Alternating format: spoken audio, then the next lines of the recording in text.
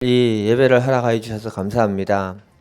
이 자리에 와서 기도하는 분들 10년 가운데 은혜를 허락하여 주시고 주의 성령께서 오늘 이 시간에 우리의 마음을 만지시고 또 우리의 삶 가운데 개입하시고 주의 영광을 보여주시기를 간절히 기도드립니다. 아버지, 이 세상이 너무 어렵고 힘든 것이 많습니다. 참 그때일수록 참 희망을 찾아보기가 힘든데 우리 주님 안에 참된 희망이 있는 줄 믿습니다. 오늘 말씀을 통해서 힘을 주시고 또 우리 말씀을 통해서 세상을 넉넉히 이길 수 있도록 저희들을 붙들어 주시기를 간절히 기도드립니다. 주님께서 함께 해주실 줄 믿고 감사드리며 예수님의 이름으로 기도드립니다. 아멘. 요한복음 5장 1절에서 18절까지 한 절씩 기도하시겠습니다. 그 후에 유대인의 명절이 되어 예수께서 예루살렘에 올라가시니라.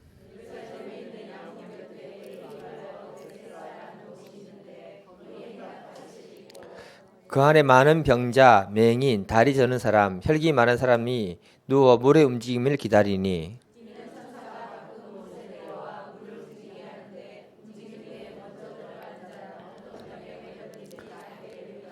거기 38해 된 병자가 있더라.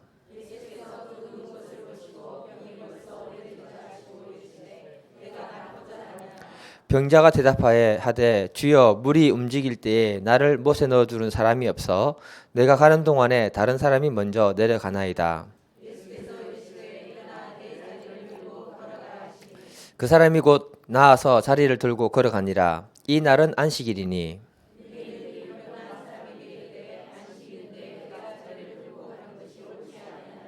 대답하되 나를 낫게 한 그가 자리를 들고 걸어가라 하더라 하니 고침을 받은 사람은 그가 누구인지 알지 못하니 이는 거기 사람이 많으므로 예수께서 이미 피하셨음이라.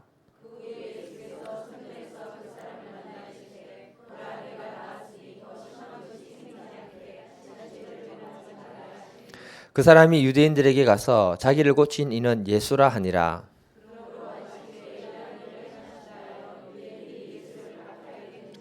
예수께서 그들에게 이르시되 네 아버지께서 이제까지 일하시니 나도 일한다 하시매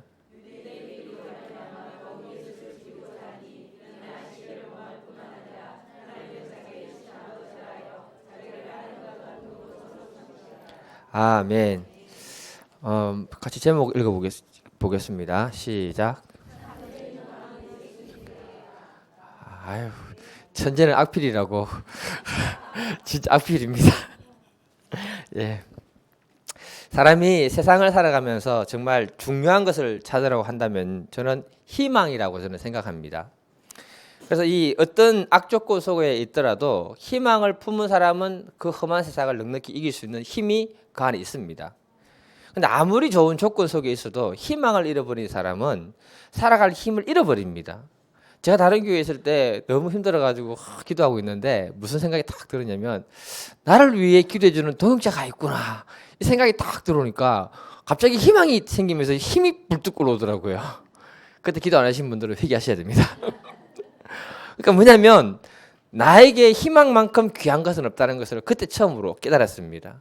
절망 가운데 있는 사람이 희망이라는 보약을 먹게 되면 그 사람은 낫게 되는 겁니다. 그리고 육신의 질병으로 죽어가는 사람도 살 수 있다는 그 희망의 약을 먹으면 그 사람은 치유가 되고 회복이 된다는 것을 기억해야 되는 겁니다. 1982년도에 보면 미국의 보스턴의 한 병원에 뇌암에 걸려가 죽어가는 아이가 누워 있었다고 합니다. 그의 이름이 숀 버들러라는 애인데 7살입니다. 의사가 말하기를 뭐라고 하느냐, 희생 불가하다고 이렇게 판정을 내려버렸습니다. 그런데 이 아이는 뭐냐면 야구 광이라고 합니다. 그래서 그 보스턴 레드삭스 홈런 타자인 스탠 풀턴이라는 그 홈런 왕을 갖다가 굉장히 좋아했다고 합니다. 아버지가 이 사람에게 편지 한 통을 보냅니다.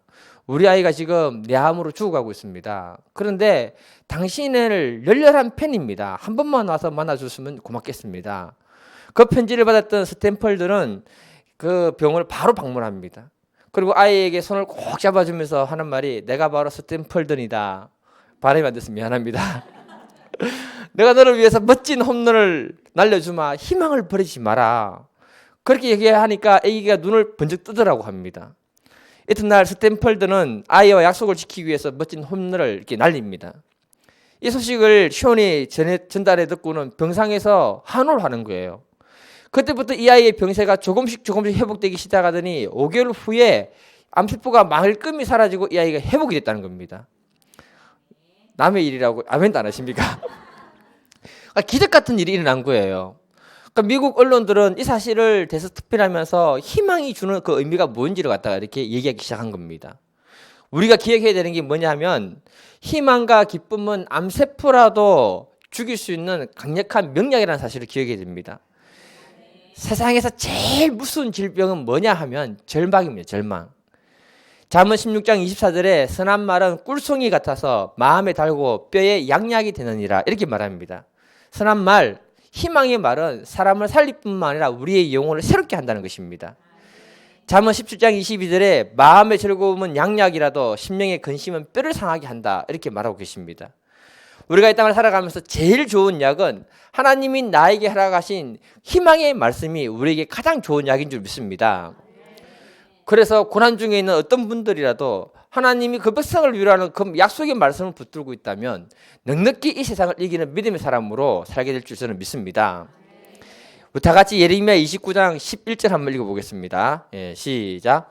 여호와의 말씀이니라 너희를 향한 나의 생각을 내가 아나니 평안이요 재앙이 아니니라 너희에게 미래와 희망을 주는 것이니라. 하나님은 절망 중에 있는 자기 백성들에게 희망을 주기 원하는 것이 하나님의 생각이라고 분명히 말씀하고 계십니다. 우리가 이 땅을 살아가면서 매일매일 해야 되는 것이 뭐냐 하면요, 우리 마음 깊은 곳에 들어가면 다 절망의 상처들이 다 있습니다. 그 상처에 희망의 말씀으로 이렇게 약을 발라야 됩니다. 그러면 그 사람은 건강한 사람으로 치유가 되는 거예요. 또 우리가 해야 되는 게 뭐냐면 하나님의 희망의 말씀을 바르고 난 다음에 그 믿음으로 도전해서 그것을 통해 하나님이 행하시는 일을 우리가 경험해야 할 줄 믿습니다. 그러면 우리는 하나님을 높이는 믿음의 사람으로 살게 될 줄을 믿습니다. 오늘 본문 내용은 다른 내용이 아닙니다. 희망을 잃어버린 한 영혼에게 예수님이 찾아가는 이야기입니다. 이 사람은 엉뚱한 곳에서 이상한 희망을 붙들고 38년 동안 자기 인생 전부를 소비한 사람이라고 소개하고 있습니다. 그런데 주님은 그를 만나서 그에게 새로운 희망을 주고 새로운 삶을 주었다라고 성경은 기록하고 있습니다. 우리가 오늘 말씀을 통해서 진정한 희망이 뭔지를 발견하고 새롭게 우리의 마음이 하나님이 주시는 그 희망으로 가득할 수 있기를 간절히 기도드립니다. 한번 따라해 보세요. 첫째, 교회는 희망을 주는 곳이 되어야 된다. 저는 오늘 이 본문을 이해하기 위해서는요, 반드시 성지순례가 필요하다고 생각합니다. 이거 없이 오늘 본문만 보고 풀어가면 한계가 굉장히 많습니다. 제가 먼저 질문을 해볼게요. 여러분 생각에는 이 연못의 크기가 어느 정도 클 것이라고 생각됩니까? 저는요, 사실 이 성지순례 가기 전에는요, 조그만한 연못 정도로만 생각했습니다. 왜냐하면은 예루살렘은 산 꼭대기에 있거든요. 720m 높은 산에. 그리고 그 성 안에 존재하는 연못이기 때문에 크면 얼마나 클까? 그 정도밖에 생각 안 했습니다. 작을 거라고 생각했습니다. 그런데 그 크기가 어느 정도 되냐 하면은 그 연못은 직사각형 형태로 되어 있는데 깊이가 20m라고 합니다. 놀라는 척 하세요. 20m. 예. 그리고 가로가 120m고 세로가 60m예요. 굉장히 큰 연못입니다. 그러니까 저는 그 연못을 보는 순간에 무슨 생각을 딱 가졌냐 하면 연못에 물이 동할 때 잘못 뛰어들면 수영 못하는 사람 바로 죽겠구나. 이 생각부터 했습니다. 그러니까 성경만 보고는 그것을 알 수가 없다는 거죠. 그리고 재밌는 건 뭐냐, 이 베데스다 연못 바로 앞에 뭐가 있냐면 이슬람 사원의 황금 사원이 되어 있습니다. 이 황금 사원은 뭐냐, 예수님이 있을 당시 유대인들이 있던 성전이라고 합니다. 그러니까 바로 베데스다 못 앞에 뭐냐면은 하나님의 성전이 있었다는 겁니다. 이 베데스다 연못은 키드론 계곡에서 흘러내리는 빗물을 모아가지고 성전에 물을 공급하기 위해서 만들어진 인공 연못이라고 얘기합니다. 그러니까 오늘 본문 2절에 보게 되면은 유대인들이 명절이 되었을 때 예수님은 성전으로 들어가지 않고 어디로 갔다 왔냐면 베데스다 연못으로 갔다라고 이렇게 기록하고 있습니다. 그 연못에 가보니까 3절인데요. 한번 보겠습니다. 같이 시작. 그 안에 많은 병자, 맹인, 다리 저는 사람, 혈기 많은 사람들이 누워 물의 움직임을 기다리고 그곳에 가보니까 많은 사람들이 어떤 희망을 가지고 모여 있다라고 얘기합니다. 그 희망이 뭐냐? 4절. 이는 천사가 가끔 못에 내려와 물을 움직이게 하는데 후에 먼저 들어가는 자는 어떤 병에 걸렸든지 낫게 된다. 이렇게 기록하고 있습니다. 그러니까 여러분 오늘 본문에서 말하고 하는 것이 뭐냐 하면요. 수많은 환자들이 지극히 희박한 희망을 붙들고 그 연못으로 모여들었다라고 기록해 놓고 있습니다. 그러니까 우리가 상식적으로 생각할 때 아픈 사람은 어디로 가야 됩니까? 병원으로 가야죠. 예. 하나님은 사람들이 병들었을 때를 위해 가지고 미리 뭘 준비하셨냐면 만물 중에 치료약을 다 개발했습니다. 그걸 알고 치료할 수 있도록 의사를 하나님이 허락하신 거예요. 그래서 아프다고 병원 찾아간다고 했을 때 저 사람 믿음 있다 없다 이렇게 얘기하면 굉장히 곤란합니다. 예. 병원 가야 됩니다. 의사도 하나님이 허락했습니다. 단지 뭐냐면 그 의사가 하나님을 경외하는 사람이면 더 우리에게는 유익하다는 거죠. 그래서 저기 동산병원 가면은 멋진 문구가 붙어 있잖아요. 하나님은 치료하시고 우리는 봉사한다. 이렇게 멋진 말이 있잖아요. 그게 의사의 자세입니다, 여러분. 오늘 본문에 나오는 병자들이 처음에는 의사에 대한 기대를 가지고 병원을 찾아갔을까요? 안 갔을까요? 당연히 찾아갔을 거라고 저는 생각합니다. 그런데 그곳에서 치유가 안 되니까 문제겠죠. 그렇다면 의사들이 치료하지 못한 문제는 마지막으로 어디로 들고 들어가야 됩니까? 하나님께로는 가야 된다고 생각합니다. 왜냐하면 유대인들은 하나님의 백성이기 때문에 그런 것입니다. 그리고 하나님은 그들에게 약속의 말씀을 허락했습니다. 그게 뭐냐? 출애굽기 15장 26절을 같이 읽겠습니다. 이르시되 시작. 이르시되 너희가 너희 하나님 나 여호와의 말을 듣고 순종하고 내가 보기에 의를 행하며 내 계명에 귀를 기울이며 내 모든 규례를 지키면 내가 애굽 사람에게 내린 모든 질병 중 하나도 너희에게 내리지 아니하리니 나는 너희를 치유하는 여호와임이니라. 아멘. 말라기 4장 2절에 보면 내 이름을 경외하는 자들에게 공의로운 해가 떠올라서 치료하는 광선을 비춰주면서 송아지같이 뛰어다니게 될 것이다라고 약속했습니다. 그렇다면 이들이 의사에게 희망을 가졌다가 의사가 치료하지 못했다면 하나님께 나아가서 그 문제를 해결받아야 되는 것이 그들의 믿음이고 상식인 것입니다. 그런데 이들은 바로 앞에 하나님이 성전이 있는데 그 성전을 찾지 않고 어디로 갔냐면 베데스다 연못을 찾아갔다는 거예요. 그 연못은 뭐냐면 막연한 희망을 주고 정말 이 조건적인 희망을 주는 그런 이상한 희망을 갖다가 찾아서 치료받기 위해서 나아갔다는 것입니다. 오늘 본문 속에는요 굉장한 아이러니가 그 안에 숨어 있는 거예요. 그것은 그 시대에 교회가 연약한 자, 병든 자 그들에게 희망을 주지 못했기 때문에 그들이 하나님의 성전을 찾아간 것이 아니고 전설 따라 내려오는 삼천리 그 이야기를 쫓아서 그 베데스다 연못으로 찾아갔다라고 이렇게 기록하고 있는 것입니다. 더 재미있는 표현이 뭐냐 하면요. 예수님도 명절에 하나님의 성전에 들어가지 않고 어디로 갔다? 베데스다 연못으로 갔다. 절기의 주인공은 누굽니까? 예수님이죠. 그런데 예수님도 그곳을 성전에 찾아가지 않고 그 시대 성전과 종교 지도자들을 배척하고 베데스다로 찾아갔다. 이렇게 얘기하고 있는 겁니다. 오늘날 이런 현상이 교회에 일어나고 있어요. 예수님이 없는 교회, 예수님이 거부하는 교회가 생각보다 굉장히 많습니다. 교회에 예수님이 없으니까 마귀가 굉장히 많이 역사하는 거예요. 그래서 서로 싸우고 상처 주고 갈등하고 하는 교회가 점점점 늘어나는 겁니다. 그러다 보면 교회가 성도들에게 희망을 주지 못해서 교회 밖에서 방황하는 하나님의 백성들이 굉장히 많아지기 시작한 것입니다. 그리고 교회 안에 예수님이 계셔야 되는데 이미 그 자리는 다른 사람이 다 차지해버렸습니다. 예수님이 앉아야 되는 자리에 목사가 앉아있고 교회 중직자가 앉아서 그곳에서 왕노릇하고 계시는 겁니다. 그래서 이런 말이 나왔대요. 성도가 천국에 가면 예수님이 너무 반가워가지고 뛰어나와서 한 사람 한 사람 맞이해주면서 어서 오라고 이렇게 맞이해 주신다고 합니다. 그런데 목사가 천국 가면 예수님이 보좌에서 일어나지도 않고 그래서 손짓 하면서 최 목사 어서 와 어서 와 이렇게만 해주고 마신대요. 그 이유가 뭔지 아세요? 예수님이 보좌에 일어나는 순간 그 자리를 한국 목사가 앉아버린대요. 그래서 예수님이 보좌를 빼앗길까봐 목사가 오면 절대로 안 일어난대요.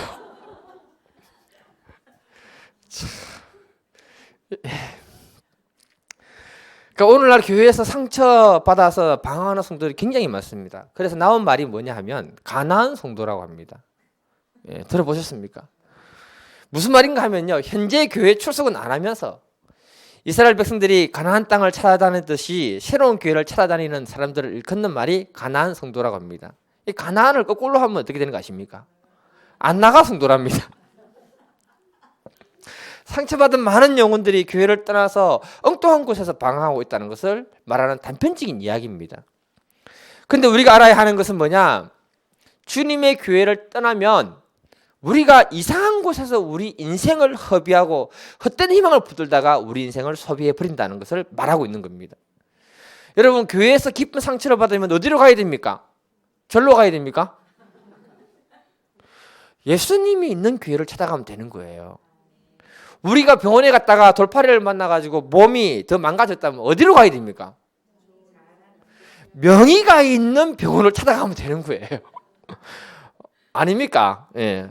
그렇다고 산속에 혼자 들어가면 죽는 겁니다. 그러니까 주님이 몸된 교회는 세상에서 상처받고 지치고 병든 자들이 모여서 하나님으로부터 치유받고 위로와 힘을 얻는 것이 주님의 교회입니다. 그리고 하나님의 은혜 속에서 병든 자들이 회복이 되고 하나님께 영광을 돌리는 것이 바로 교회 공동체입니다. 그러기 위해서는 교회 안에 우리 주님이 계셔야 되고 성령으로 충만한 믿음의 역사가 계속해서 일어나야 되는 것입니다. 이렇게 되지 않고 하나님의 백성들이 교회에 대한 기대, 교회에 대한 소망을 잃어버리면 정말 엉뚱한 곳에서 인생을 소비하고 그 삶을 방황하게 되는 것입니다. 세계적인 기독교 미래학자인 드루신학대 저 처음 들어봅니다. 예, 이게 저는 매일에 그거 뭐가 오냐면은 그 교육의 소식이 다 날라오거든요. 예, 이 사람이 한국 와서 레더너 스윗 석자 교수가 뭐라고 했냐면 오늘날 한국 교회는 이미 심각한 질병을 앓고 있다라고 얘기합니다. 그 질병이 뭐냐? 예수 결핍 장애라고 이렇게 얘기하고 있습니다. 예수님이 주인이 되어야 되는 교회에 예수님이 없다는 겁니다. 이렇게 된 것은 교회가 예수님 이외의 것으로 너무 많이 변질되어 버렸다는 겁니다.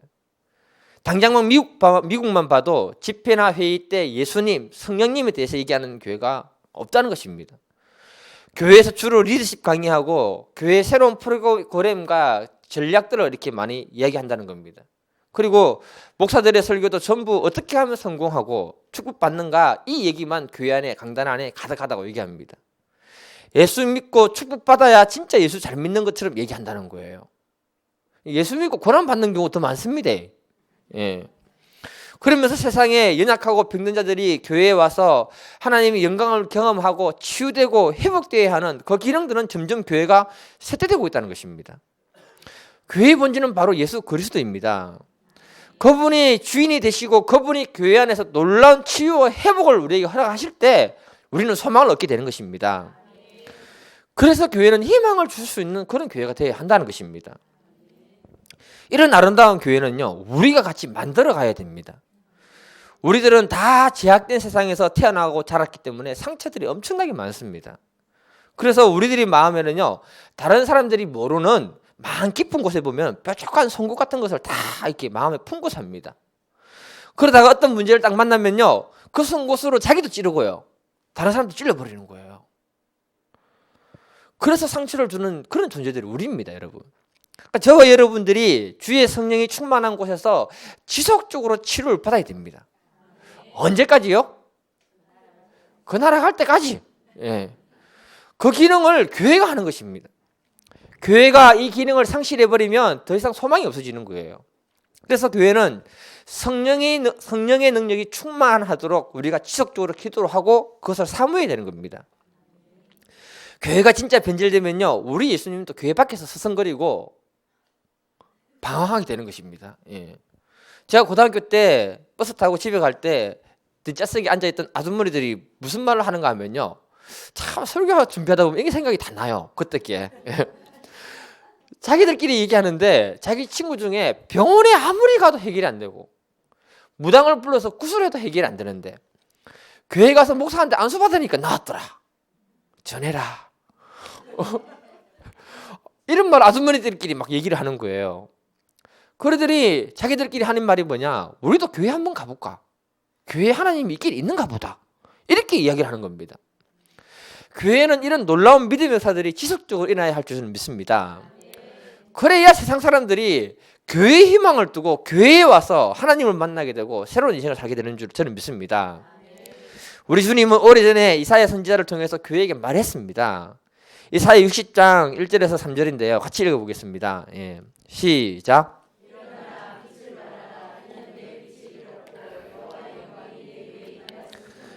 보라, 어둠이 땅을 덮을 것이며 캄캄함이 만민을 가리우리니와 오직 여호와께서 내 위에 임하실 것이며 그의 영광이 내 위에 나타나리니 나라들은 내 빛으로 왕들은 비치는 내 광명으로 나아오리라. 우리 주님은 교회의 사명이 일어나 빛을 발하는 것이라고 말하고 있습니다. 그리고 하나님의 영광이 교회에 임하고 교회를 덮을 때 어두운 세상에 있는 수많은 사람들이 주님의 교회로 나와서 새롭게 회복되고 새로운 삶을 살게 된다고 선포하고 있습니다. 우리 교회가 이런 교회가 될 수 있도록 지속적으로 중보기도 하고 하나님을 사모하며 성령을 사모하는 교회가 될 수 있기를 간절히 기도드립니다. 두 번째 한번 따라해 보세요. 진정한 희망은 예수님께 있다. 오늘 본문 전체에 그 표현을 보면 반어법적인 표현이 굉장히 많이 들어 있습니다. 그게 뭐냐? 베데스다라는 이름이 주는 반어법적인 표현이 있는데요. 그 사람들이 이름을 지을 때 베데스다라는 뜻은 은혜의 집, 자비의 집이라는 뜻입니다. 그런데 그 이름과 반대되는 내용이 뭐냐? 4절인데요. 같이 한번 읽어볼게요. 4절 다시 시작. 이는 천사가 가끔 모처에 내려와 무술을 움직이게 하는데 움직인 후에 먼저 들어가는 자는 어떤 병에 걸리든지 낫게 됨이니라. 무슨 말이냐 하면요. 은혜의 집, 자비의 집이라고 하면 천사가 가끔 내려와야 됩니까? 자주 내려와야 됩니까? 자주 내려와야죠. 그리고 은혜의 집, 자비의 집이라면은 그 사람 천사가 내려왔을 때 처음 들어가는 사람이 치유받아야 돼요. 그때 들어가는 사람 모두 다 치유를 받아야 돼요. 모두 다 치유를 받아야 되잖아요. 그런데 뭐냐면은 철저하게 조건적이고 제한적이라는 것입니다. 은혜를 말하고 자비를 말하는 것은 뭐냐면 무조건적이고 어느 누구에든지 조건 없이 주어질 때 그것이 은혜가 되고 자비가 되는 거예요. 근데 이 베데스다 연못은 말은 은혜의 집, 자비의 집이라고 말하면서 철저하게 조건적이고 제한적으로 모든 것들을 제한하고 있다는 것입니다. 이 베데스다 연못은요, 철저하게 제한적으로 조건적으로 되어 있기 때문에 어쩔 수 없이 그곳에 있는 사람들은 경쟁할 수밖에 없는 경쟁 구도가 형성된다는 것을 말하고 있는 거예요. 이곳에서는 아무리 친한 사람도요, 경쟁 때문에 서로 배신할 수밖에 없는 거예요. 물이 움직이기 전에는 형님 다음으로 먼저 들어가 있어, 내 넣어줄게요, 이렇게 얘기해놓고는 그 말 했던 사람이 제일 먼저 들어갑니다. 왠 줄 아세요? 그 물이 움직이는 그 기회가 언제 다시 올지 모르기 때문에 그런 거예요. 오늘 본문은요, 21세기를 살아가는 우리 모두에게 적용되는 말씀입니다. 이 사회는 정말 냉혹한 사회입니다. 대학 졸업해도요, 직장을 가지는 게 정말 힘들어지고요, 같은 친구라도 똑같은 직장을 구할 때는 경쟁자가 되는 것입니다. 삼성이나 LG나 큰 회사 들어가면 모든 것이 다 끝나는 것처럼 보이는데요, 들어가고 나면 그 안에서 엄청난 경쟁이 또 시작되는 거예요. 피 말립니다. 피를 말려. 얼마 전 뉴스를 보니까 두산그룹이 이미지 선전을 위해 가지고 선전하는 게 뭐냐, TV에 사람이 미래다 이렇게 선전하거든요. 기업은 이미지이기 때문에 그래요.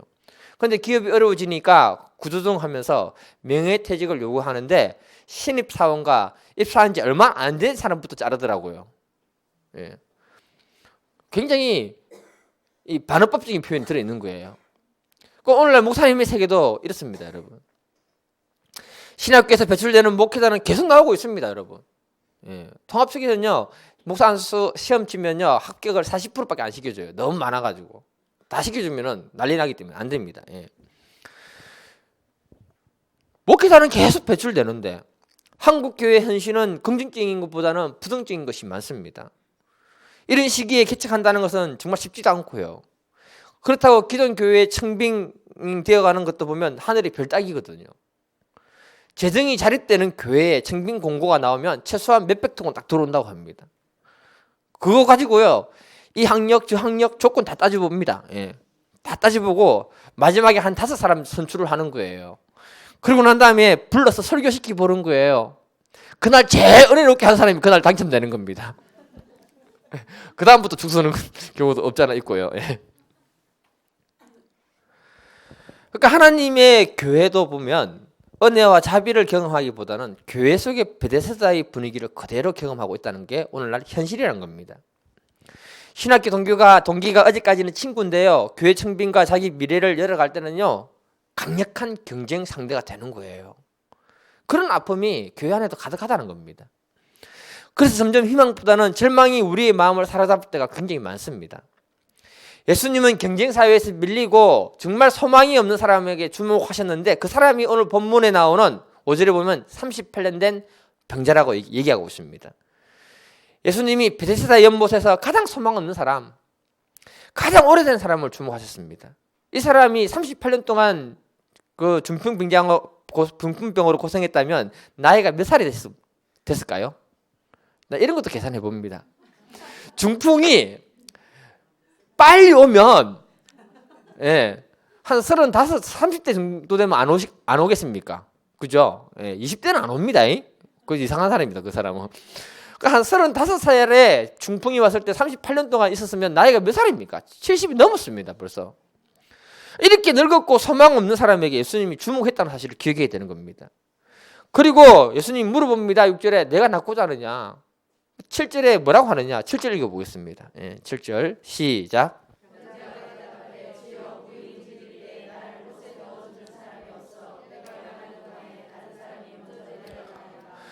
내가 낫고 싶으냐? 이런 물으면 뭐라고 해야 됩니까? 네, 낫고 싶습니다. 이렇게 해야 되잖아요. 그런데 그는 자기가 낫지 못한 이유를 여러 가지로 갖다가 변명하면서 불평을 지금 하고 있습니다. 이 말은 뭐냐? 이 사람은 육신의 질병이 이전에 마음의 질병이 너무 깊다는 겁니다. 육신의 질병은 치료하는 것도 힘들겠지만 오래된 육신의 질병은 치료하는 것도 힘들어요. 시간이 오래 걸립니다. 근데 더 힘든 건 뭐냐? 그 사람의 마음의 병을 치료하는 건 더 힘듭니다, 여러분. 육신의 질병은 치료가 되면은 표가 나기 때문에 치료됐는지 안 됐는지 확인이 돼요. 마음의 질병은 확인이 안 된다는 게 더 문제라는 겁니다. 이해가 되십니까? 예. 치료받는가 싶으면요. 또 언젠가 보면 그 비슷한 사건 터지면 또 아직도 치료가 안 됐구나. 예. 그래서 평생 주님 나라 갈 때까지 성령이 충만한 교회에서 치유받고 은혜 받아야 되는 것이 우리가 해야 되는 일입니다, 여러분. 예. 오늘 본문에서 말하고자 하는 것이 뭐냐? 희망을 상징하는 베데스다 연못에는 아예 희망이 없다. 그 중에 가장 오래된 38년 된 병자는 절망만 가득한 사람입니다. 그런데 이곳에 누가 계셨냐 하면 예수님이 계셨다는 것을 말하고 있는 겁니다. 예수님이 계시면 세상에 소망이 없는 세상도 소망이 있게 되고 소망이 없는 사람도 예수님이 계시면 그 사람에게는 희망과 소망이 생긴다는 것을 우리에게 말해주고 있는 거예요. 또한 우리 개인이 아무리 절망스럽고 힘든 일이 있어도 내 안에 주님이 주신 말씀이 있고 주님이 살아 계시면 그 사람에게는 희망이 있는 것입니다. 멀쩡하게 보여도 내 안에 주님이 계시지 않고 주님이 나에게 허락하신 그 말씀이 없으면 소망이 없는 것입니다. 우리 예수님은요, 우리들에게 참된 희망과 소망을 주기 위해서 이 자리에 오신 거예요. 베데스다 연못을 찾아가신 이유는 그 연못과 38년 된 병자들에게 참된 희망이 무엇인지를 가르쳐주기 위해서 예수님이 찾아갔던 것입니다. 8절에 보면 예수님이 그에게 일어나 걸어가라고 명령합니다. 그가 침상을 들고 일어나 걸어갈 때요, 그곳에 있었던 환자들이 전부 시선이 어디로 고정됐을까요? 이해가 안 되십니까? 38년 된 병자가, 제일 오래된 사람이 침상 들고 걸어갈 때 그곳에 있던 병자들이 어디에 시선이 고정되겠습니까? 침상 들고 가는 38년 된 병자와 같이 서 있는 예수님께 시선이 고정되는 거예요. 그전에는요, 물이 동할 때를 기다리면서 그 눈이 어디로 가 있습니까? 시선이 연못에 가 있는 거예요. 예수님은 그들이 잘못된 곳에 시선이 가 있는 그것을 자기에게로 돌리도록 지금 만드시는 거예요. 우리가 헛된 희망을 두는 세상의 시선이 고정되어 있으면 그 사람은 잘못된 곳에 희망을 찾고 있다는 것을 말하고 있는 겁니다. 우리에게는 하나님께로, 예수님께로 시선을 고정시키면 그곳에서부터 희망이 오고 새로운 삶이 시작된다는 것을 말해주고 있는 거예요. 굉장히 반어법적인 표현이 여기 안에는 많이 들어있는 것입니다. 미국 존스 홉킨스 대학 재활의학과 의사인 이승북 씨가 쓴 기적은 내 안에 있다는 책이 있습니다. 간증집인데요. 이 사람이 8살 때 아버지를 따라서 미국으로 이민을 갑니다. 그리고 그는 소원이 뭐냐? 자기의 그 목적은 장차 체조 선수가 되어가지고 88 올림픽 대회에 나가서 금메달 따는 거였다고 합니다. 그래서 연습을 하다가 도중에 떨어져가지고 전신 마비가 되는 장애인이 된 겁니다. 아무런 소망 없이 살았습니다. 사고가 난 2개월 후부터 재활 훈련이 시작되는데 간호사들이 아주 비장하게 막 훈련을 시키더랍니다. 처음에는 자상하게 친절하게 대해줬던 간호사들이 어느 날부터 밥도 떠먹여 주지도 않고 면도도 스스로 하라고 하고 막 그러는 거예요. 사지가 마비된 사람의 입장에서 볼 때 이건 해도 너무한 거예요. 그래서 화를 확 내기 시작한 겁니다. 그때마다 간호사들이 말하기를 혼자서도 잘할 수 있다고 전해라. 맨날 그러는 거예요. 간호사들이 와가지고 하는 말이 뭐냐? 미스터리, 당신은 혼자서도 잘할 수 있어요. 혼자 해보세요. 포기하지 말고 혼자 해보세요. 그렇게 자꾸 도와주는 거예요. 장애인이 돼서 남의 도움을 받게 되면 당신은 평생 남의 도움을 받는 사람으로 전락되고 그렇게 살 것입니다. 이렇게 얘기한 겁니다. 그래서 그는 절대 절망 속에서 예수님을 붙들고요. 그의 눈은 오직 예수님께로 시선이 고정되기 시작한 겁니다. 그리고 나중에는 손가락이 움직이질 때 막대기를 여기 대고 볼펜을 이렇게 끼워 묶어가지고 글씨를 쓰게 되는 거예요. 병상에 누워서 몸도 가누지 못하는 사람이 의대 공부를 하기 시작한 겁니다. 의대에 들어가는 것도 기적이지만 의대생으로 실습은 어떻게 하겠습니까? 또 실제 의사가 되어가지고 환자를 치유하는 것은 꼭 불가능하거든요. 그런데 그 모든 어려운 과정들을 눈물로 이렇게 투쟁을 해서 이뤄냅니다. 그분이 시편 126편 5, 6절 말씀을 붙들고 투쟁을 했습니다. 눈물을 흘리며 씨를 뿌리는 자는 기쁨으로 거두리로다. 울며 씨를 뿌리러 나가는 자는 정령 기쁨으로 그 곡식단을 가지고 돌아오리라. 그 말씀 붙들고 기도하면서 나아갈 때 마침내 그는 모든 장애를 다 극복하고요. 콜롬비아 대학 공중보건학과 석사 과정을 갖다가 거쳐서 다마터스 의대를 최우수생으로 졸업하게 됩니다. 그리고 나중에 하버드 의대 병원에서 인턴십을 마치는 날 거기에서 올해 인턴상을 갖다 받게 되고요. 미국에서 제일 유명한 병원이 뭐냐? 존스 홉킨스 의대 병원입니다. 처음 들어보는 분도 계시겠지만 제일 유명한 병원입니다. 예. 그곳에서 그를 스카우트했던 거예요. 나중에 그의 별명이 뭐냐? 슈퍼맨 닥터리라고 이렇게 별명이 붙게 된 겁니다. 그가 만약에 육체의 장애를 운명으로 생각했다면 그때부터 그는 베데스다의 38년 된 병자와 같이 평생을 갖다가 패배적인 생각을 가지고 살다가 인생을 마무리했을 것입니다. 그러나 그는 하나님 말씀 붙들고 자신의 운명의 자리를 들고 일어나기 시작할 때부터 하나님은 기적을 준비하셨고 그 기적을 통해서 이 사람을 볼 때마다 중증 환자들은 소망을 가지게 되고 희망을 가지게 됐다는 겁니다. 그리고 그 사람 자체가 뭐냐? 하나님을 증거하는 도구가 되어서 수많은 사람들이 하나님 앞으로 돌아오게 되었다라고 기록하고 있습니다. 그는 그것도 모자라서 부족해서 자기보다 더 어려운 사람들을 찾아서 의료봉사하는 그 활동을 이렇게 하게 되는 거예요. 그 오늘날 우리가 기억해야 되는 게 뭐냐면 교회 안에 예수님이 없는 교회, 주의 성령이 없는 교회가 많다는 사실을 기억해야 됩니다. 이런 곳에서는 희망을 주는 것이 아니고 마귀의 역사가 굉장히 많이 따라다니는 겁니다. 마귀가 역사하면 그곳에 싸움이 일어나고요. 미움과 시기와 질투와 각종 이권 문제가 그 안에 복잡하게 얽매기 시작하는 거예요. 이런 문제가 장기화되면 먼저 성도들이 영혼이 상처를 받기 시작합니다. 그리고 그 마음이 상하고 그 다음에 육신의 병이 같이 따라오게 되는 거예요. 그 교회는 말은 하나님이 있는 희망의 교회라고 말할 수 있겠지만 실제로는 하나님이 없는 베데스다 연못하고 같은 그런 교회가 되어버리는 것입니다. 이때 그곳을 떠나는 사람도 있겠지만 어떤 사람은 이미 영적으로 육적으로 38년 된 병자가 되어가지고 떠나지도 못하고 갈 곳도 없고 관란이 겁나고 그래서 38년 된 병자처럼 마음의 원망과 불평이 가득한 것을 품고 그 자리에서 주저앉아 있는 사람들이 너무 많다는 것입니다. 그럴지라도 그곳에 다시 예수님이 찾아가면 그 교회는 희망이 있고 그런 사람에게 예수님이 찾아가면 소망이 있다는 것을 우리에게 말해주고 있는 거예요. 오늘 말씀은 참된 희망은 예수님께 있다고 말하고 있는 겁니다. 우리가 믿음의 눈으로 예수님을 바라보지 않으면요 우리에게는 어떤 희망도 주어지지 않습니다.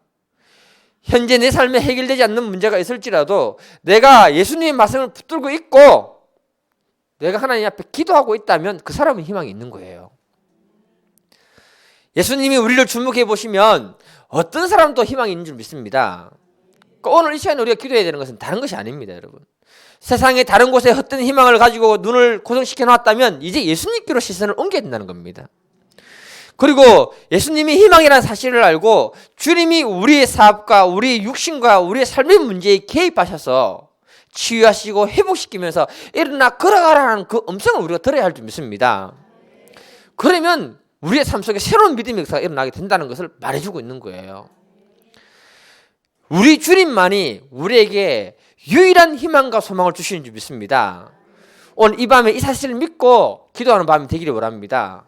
그리고 주님이 38년 된 병자에게 일어나 걸어가라 했던 그 음성을 듣는 그 귀한 밤이 될 수 있기를 간절히 기도드립니다.